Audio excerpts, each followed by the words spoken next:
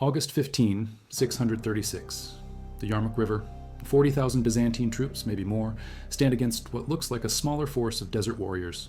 Slavs, Franks, Georgians, Armenians, Christian Arabs, all assembled under imperial banners. Heavy cavalry that conquered Persia, infantry that held the line from Syria to Egypt. They outnumber the opposition. They have the terrain. They have the experience. 6 days later, most of them are dead, drowned in ravines, crushed in a retreat that turned into a massacre. The Byzantine East, Syria, Palestine, the trade routes to Asia, gone. Permanently. How do you lose an empire in 6 days? How does light cavalry destroy heavy cataphracts? And who is the commander who orchestrated one of history's most complete military annihilations, using tactics that looked like a retreat until it was too late? The year is 636. Two empires have just finished tearing each other apart. Byzantine Emperor Heraclius spent decades fighting the Sassanid Persians, 603 to 628, both sides exhausted, both treasuries empty. The Byzantine-Persian War ended in 628 with a treaty, but the damage was done. Plague had already swept through both empires. Tax collection collapsed. Garrison troops went unpaid, and while the two giants bled each other, no one paid attention to the Arabian Peninsula. 632, the Prophet Muhammad dies. Abu Bakr becomes the first caliph. By 634, Muslim forces are probing Byzantine territory. They take Damascus in September 634. They win at Ajnadain, they win at Fall. Heraclius, the man who saved the Byzantine Empire from Persian conquest, watches his eastern provinces fall piece by piece to an enemy he didn't even see coming. By May 636, Heraclius has assembled a massive force at Antioch in northern Syria. Exact numbers are contested, but modern historians, like Walter Kagi, suggest 15,000 to 20,000 or more, while some medieval sources push the number to 80,000, even higher. The Byzantine force is a patchwork: imperial troops from the Balkans and Anatolia, Germanic Lombards from Italy, Armenian contingents, Slavic units. Under a prince named Buchinator, Ghassanid Christian Arabs under King Jabala ibn al-Ayham. Theodore Tritherius, the state treasurer, holds nominal command.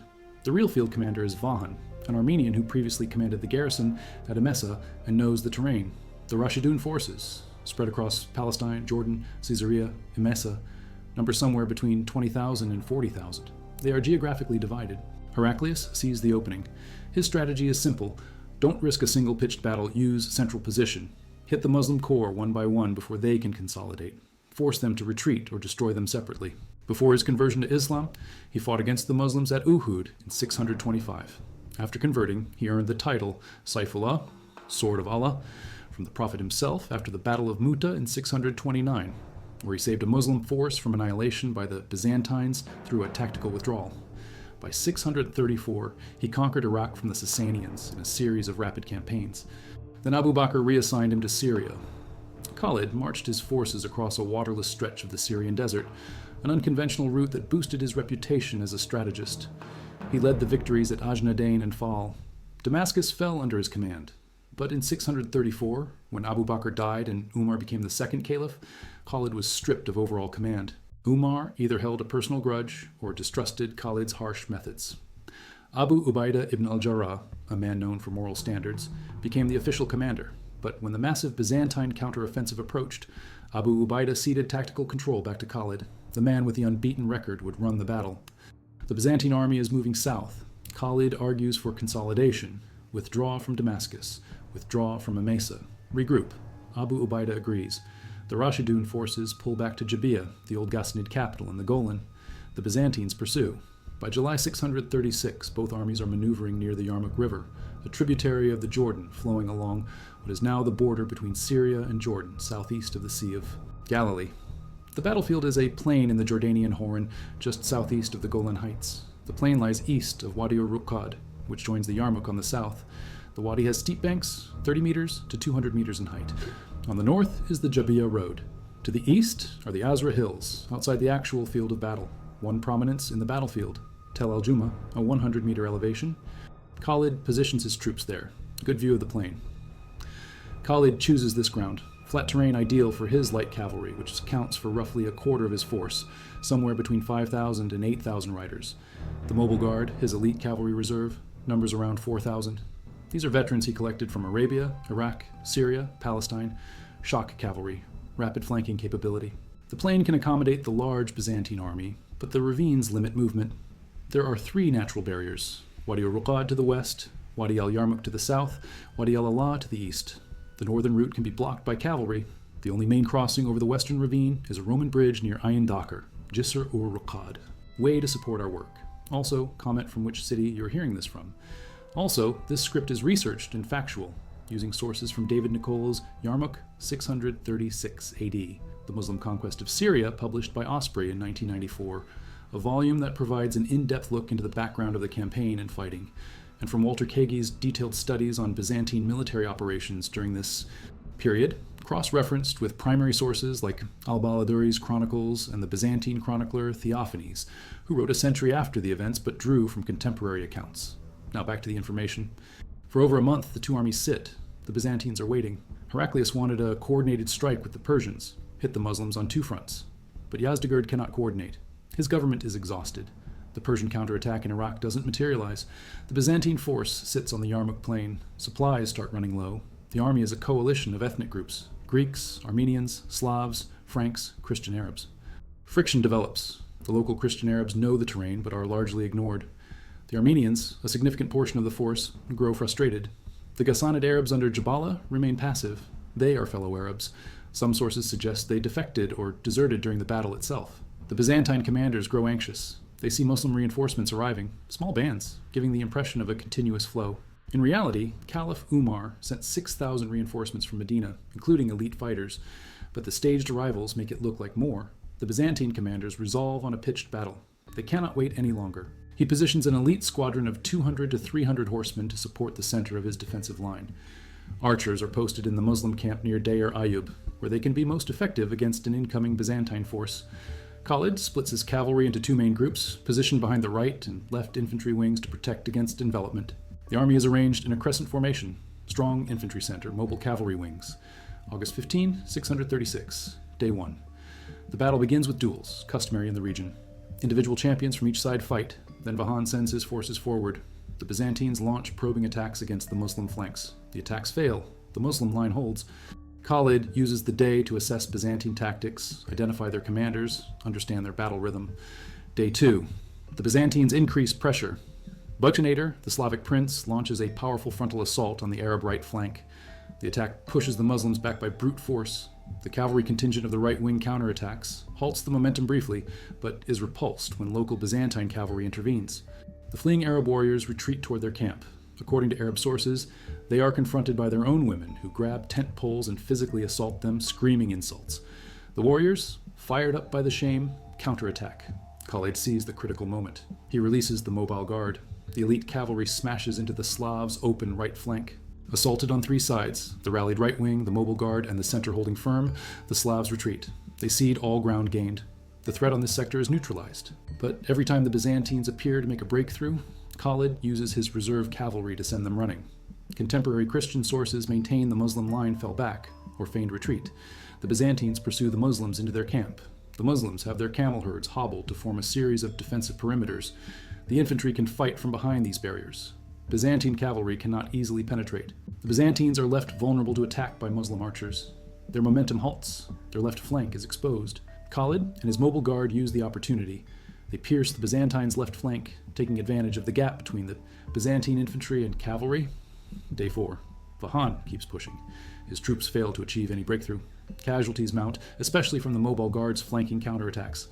The Byzantines suffer heavy losses, but keep the pressure on. The Muslim line bends, but does not break. Khalid moves his mobile guard quickly from one point to another, always changing the course of events wherever they appear, then galloping away to change the course elsewhere. Vahan and his commanders cannot deal with the mounted force. The Byzantine cavalry never plays a significant role. They are held in static reserve for most of the battle. Even when the Byzantines obtain what could have been a decisive breakthrough on Day 4, they fail to exploit it. He knows the Byzantines are no longer keen on battle. He knows the time to act is now. The 5th day ends without much fighting. Both armies rest. Khalid prepares for an all-out assault. He plans to trap the Byzantine troops, cutting off every route of escape. Night of August 19 to August 20. Khalid sends Dirar ibn al-Azwar with 500 cavalry on a night mission.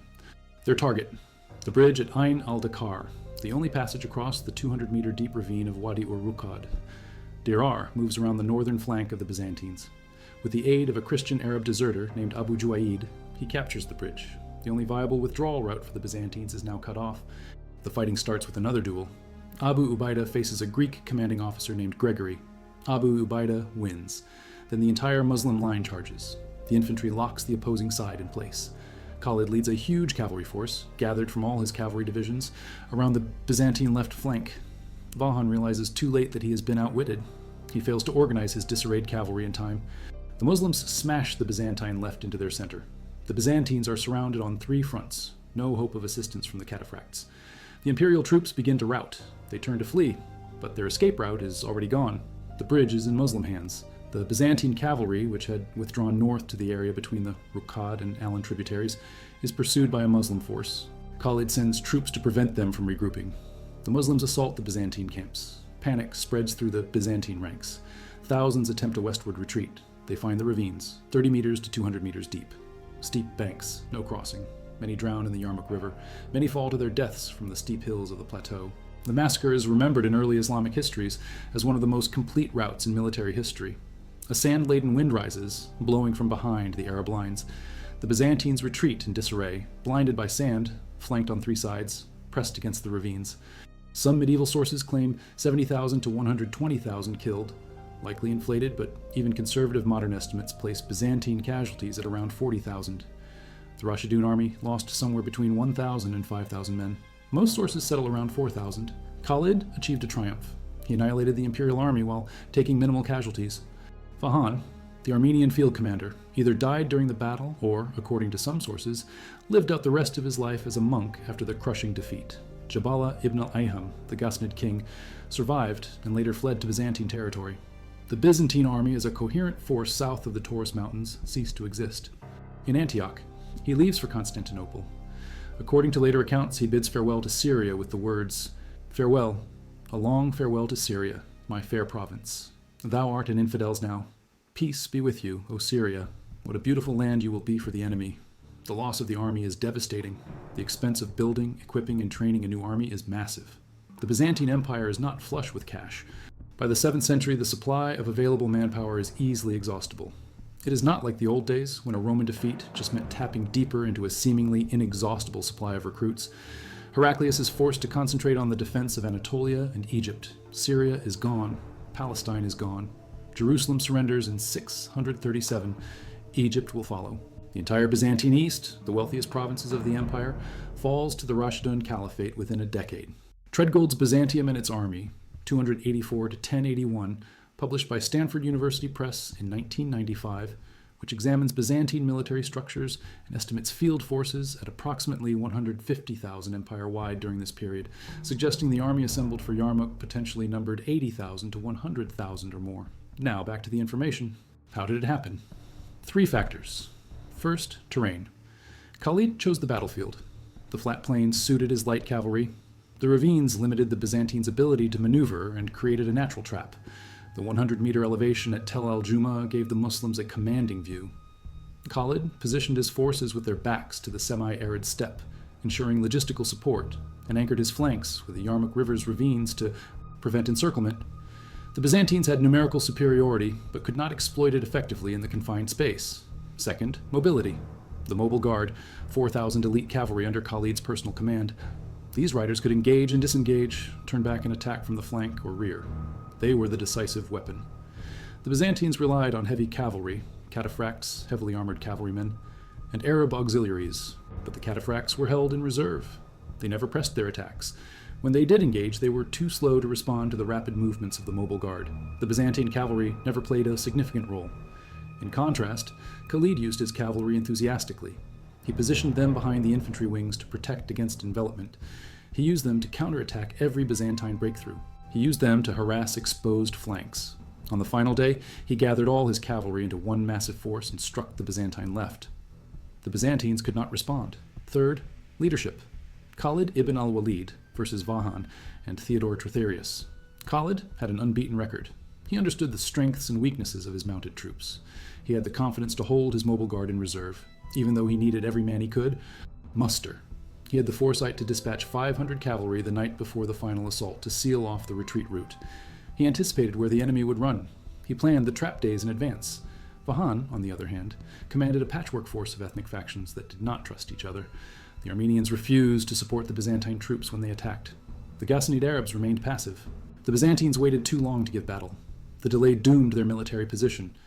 When they finally attacked, they used conventional tactics. Khalid anticipated them. Khalid conducted an essentially defensive campaign for 5 days, suited to his limited resources. When he took the offensive on the final day, he did so with imagination, foresight, and courage that none of the Byzantine commanders managed to display. The feigned retreat is critical. Contemporary Christian sources maintain the Muslim line fell back, but Arab sources say it was deliberate. The tactic works like this. The infantry appears to break under pressure. The Byzantines pursue, thinking they have achieved a breakthrough. But the retreat is controlled. The Muslims draw the Byzantines into their camp, where the camel herds form defensive barriers. The Byzantine cavalry cannot penetrate. The Byzantine infantry is exposed. Muslim archers pick them off. The momentum stops. The flank is exposed. Khalid strikes with the mobile guard. The Byzantines retreat, having lost cohesion and taken heavy casualties. The feigned retreat is an old tactic, used by steppe nomads and desert raiders for centuries. Khalid, who collected his cavalry from Arabia, Iraq, Syria, and Palestine, knew the tactic. He used it to devastating effect. The Byzantines, accustomed to set-piece battles with heavy infantry and cavalry, did not adapt. They kept attacking into the same trap. Day after day, Khalid used mobility to counter their numerical advantage. By day 6, the Byzantines were exhausted, demoralized, and trapped. They were shock troops. Khalid organized them into a military staff, an early version of what would later emerge as the general staff in military history. Each rider was experienced in combat. They knew how to engage and disengage rapidly. They knew how to coordinate with infantry. They knew how to exploit gaps in enemy formations. The mobile guard was Khalid's personal command. He used them as a force multiplier. When the Byzantine right flank attacked, the mobile guard hit their exposed flank. When the Byzantine left advanced, the mobile guard struck from the rear. When the Byzantine center pushed forward, the mobile guard held in reserve, ready to exploit any opportunity. The Byzantines had heavy cavalry, cataphracts, armored horsemen on armored horses. They should have been the decisive force, but they were never used effectively. They sat in reserve while the infantry bled. When they did advance, they moved slowly, weighted down by armor. The mobile guard could move twice as fast. By the time the cataphracts repositioned, the mobile guard had already struck and withdrawn. Speed defeated armor. Mobility defeated numbers. They besieged Homs, called Emesa by the Byzantines, probably in the winter of 636 to 637. The siege lasted 4 months, ending in March 637. During the siege, Khalid used his mobile cavalry to defeat Byzantine sorties. He advised Abu Ubaidah to fake a retreat and draw the Byzantine garrison out of the city. The tactic worked. The Byzantines were encircled and killed nearly to a man. Khalid reportedly said afterward that these Romans were the bravest I have ever met. Homs fell. The Muslims pushed north. Aleppo fell. The Battle of Chinisrin in 637 secured northern Syria. By 638, the conquest of the Levant was complete. Khalid was demoted by Umar. Some sources say Umar treated him harshly, saying he was being treated like dirt. Khalid complained but did not rebel. Though many encouraged him to rise up against Umar, he refused. He retired peacefully.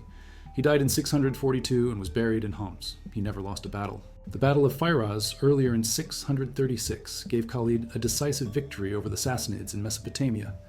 Within a decade, the Rashidun Caliphate controlled Syria, Palestine, Egypt, Mesopotamia, and Persia. The two ancient superpowers, Byzantium and Sassanid Persia, were broken.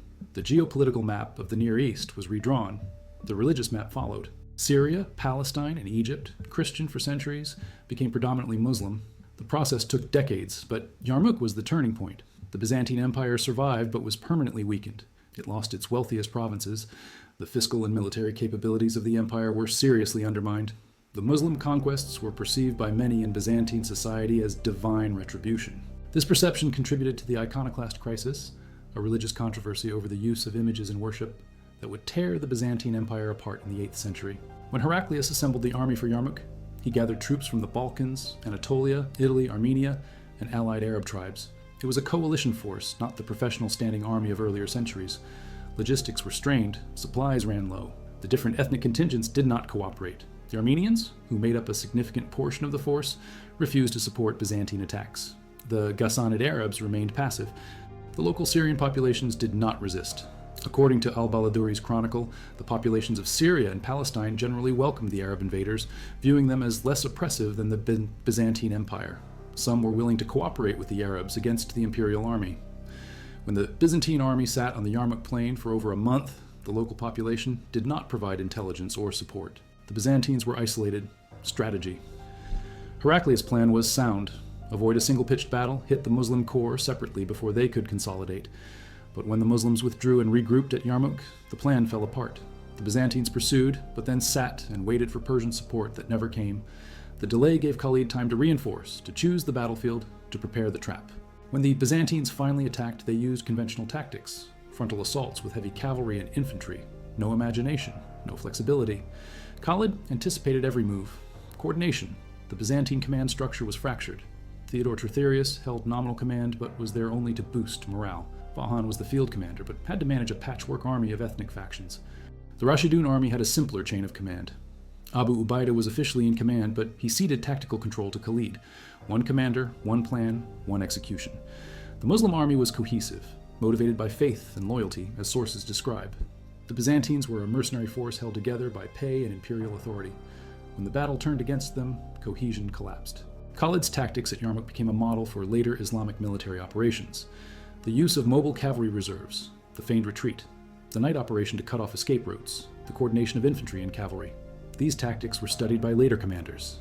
The mobile guard itself was dismantled after Khalid's dismissal by Umar in 638. One of its commanders, Al-Qaqa ibn Amr at-Tamimi, was sent to the Persian front in 637 and played an important role at the Battle of Al-Qadisiyah. Parts of the mobile guard accompanied Amr ibn al-As to conquer Egypt. The legacy of the mobile guard and Khalid's tactics influenced Islamic cavalry doctrine for centuries. But Khalid's use of mounted warriors at Yarmouk was unique. He understood the potential strengths and weaknesses of his mounted troops. He knew when to hold them in reserve. He knew when to strike. He turned the numerical disadvantage into an advantage by using mobility to negate the Byzantines' superiority, the use of terrain to create a trap, the psychological warfare, feigned retreats, staged reinforcements, the rejection of a truce when the enemy was demoralized, the night operation to cut off the retreat, all elements of a masterclass in tactics. Some historians compare Yarmouk to Cannae, Hannibal's encirclement of the Romans in 216 BC. Others compare it to the Battle of Agincourt in 1415, a smaller, more mobile force defeating a larger, heavily armored one. But Yarmouk is unique. It was fought over 6 days. It involved multiple phases: probing attacks, defensive stands, feigned retreats, and a final decisive assault. It combined infantry and cavalry in a way that maximized the strengths of both. And it ended with one of the most complete routes in military history. Archaeology has been less helpful. The battlefield lies in a region disturbed by centuries of agriculture and settlement. Surface finds include scattered arrowheads of Near Eastern design, but assigning them directly to Yarmouk is uncertain. A few late Roman lamellar fragments, pieces of armor, have been discovered in the region, consistent with 6th or 7th century equipment. Landscape modeling suggests several likely lines of advance and retreat along the ravines, matching the textual accounts of troops pressed against steep drops. The battlefield's exact boundary remains debated. Real history is messier than tidy textbook maps. But the ravines are there. The Wadi ur-Ruqqad, the Wadi al-Yarmouk, the Wadi al-Allah, 30 meters to 200 meters deep, steep banks. The terrain matches the accounts. The Roman bridge near Ain Dakar, Jizr or Ruqqad, has not been definitively located, but the site is known. The plain is wide and flat, ideal for cavalry. Tel al-Juma, the 100-meter elevation, is still there. He does not provide detailed tactics or casualty figures. The Arab sources are more detailed. Al-Baladuri, writing in the 9th century, over 200 years after the battle, provides a chronicle that includes troop movements, commanders' names, specific engagements, and casualty estimates. His numbers are likely inflated, but the framework is consistent with other sources. Al-Tabari, another Arab historian, provides a similar account. Modern historians cross-reference these accounts with Byzantine chronicles, Syriac Christian sources, and archaeological evidence. The consensus is that the battle happened, the Byzantines lost decisively, and the consequences were as described. The exact numbers are uncertain. The tactics described in Arab sources, feigned retreats, mobile cavalry, night operations, are consistent with contemporary warfare in the region and with Khalid's documented tactics in other battles. The outcome is not contested. The Byzantine Empire lost the army. Syria and Palestine fell to the Rashidun Caliphate. The geopolitical and religious map of the Near East was redrawn. Sieges, city destructions, or fires. Elements characteristic of violent conquest. This suggests the conquests were not as violent as traditional accounts describe. There was no widespread resistance. The transition was relatively peaceful. The local populations, already exhausted by Byzantine-Persian wars and Byzantine tax policies, did not fight to preserve imperial rule. Some even welcomed the new rulers. This context is important. Yarmouk was a military disaster for the Byzantines, but it did not require the Arabs to besiege and destroy every city in Syria. The cities opened their gates. The populations negotiated surrender terms. Taxes were imposed in return for guarantees of protection. The conquest was military, but also administrative. The battle decided who controlled the region. The aftermath was negotiation, not annihilation. Khalid's personality is less documented than his tactics. Arab sources describe him as harsh, confident, and uncompromising. He reportedly complained to Umar about his dismissal, saying he was being treated like dirt. He was encouraged by many to rebel against Umar, but he refused. This loyalty is noted in sources as evidence of his character. He died in 642, 6 years after Yarmouk, and was buried in Homs. His tomb became a site of pilgrimage. The Khalid ibn al-Walid Mosque in Homs stands today, built in the 20th century on the site associated with his burial. Khalid never married into the early Muslim elite the way some other commanders did. He remained a military figure, not a political one. His legacy is his record. Over 100 battles, never defeated. Yarmouk was his greatest victory. Heraclius returned to Constantinople and spent his remaining years defending Anatolia. He died in 641, 5 years after Yarmouk. His later years were marked by illness, hydrophobia, possibly cancer, and by personal scandal. He married his niece Martina, which was considered incestuous by Byzantine standards. The marriage was seen by some as a sign of moral decay and was blamed for the military disasters. The Byzantine Empire survived for another 800 years, but it never recovered the territories lost in the 7th century. Syria, Palestine, Egypt, gone. The empire's wealth and population were cut in half. The loss of Egypt, which provided grain for Constantinople, forced the empire to reorganize its economy. The theme system, a military administrative reorganization, was implemented in the late 7th century to defend Anatolia. But the glory days of Heraclius' victory over Persia were over. The Byzantine Empire became a defensive power, holding Anatolia and the Balkans, but no longer the dominant force in the Near East. The Battle of Al-Qadisiyah was the turning point in Persia. The conquest of Egypt followed in 640 to 642. North Africa fell in the late 7th century. Spain fell in the early 8th century. The Islamic Golden Age followed. Baghdad, Cordoba, Damascus became centers of learning, trade, and culture. But it started with Yarmouk. 6 days in August, 636. One battlefield, one decisive victory. And the medieval world was never the same. The tactics used, feigned retreats, mobile cavalry, night operations, terrain exploitation, are documented and consistent across sources. The consequences, the loss of Syria, the fall of Palestine and Egypt, the retreat of the Byzantine Empire, the rise of the Rashidun Caliphate, are historical facts. The Battle of Yarmouk is one of the most decisive battles in history. It changed the geopolitical map. It changed the religious map. It changed the balance of power in the medieval world. And it all came down to 6 days in August 636, when Khalid ibn al-Walid chose a battlefield, set a trap, and destroyed an empire. With precision. The 30-meter to 200-meter drops, the steep banks, the limited crossings, the Roman bridge location near Ain Dakar. These features still exist. The trap Khalid set was real. The Byzantines had no escape. When the rout began on August 20, 636, thousands of Byzantine soldiers fled west toward the ravines. They found 200-meter drops. They found no bridge. Dirar and his 500 cavalry had taken it the night before. They turned north. Khalid's cavalry blocked the route. They turned south. The Yarmouk River and its ravines. They turned east. More cavalry. Surrounded on 3 sides. Pressed against the ravines. Thousands drowned trying to cross the Yarmouk. Thousands fell to their deaths from the steep banks. Thousands more were cut down by Muslim cavalry. The sand-laden wind blinded them. The heat exhausted them. The panic broke them. The Byzantine army that marched out of Antioch in June 636, the force that was supposed to reclaim Syria, drive the Arabs back into the desert, restore imperial rule, ceased to exist, and with it, the Byzantine East. Gone. Permanently. 6 days.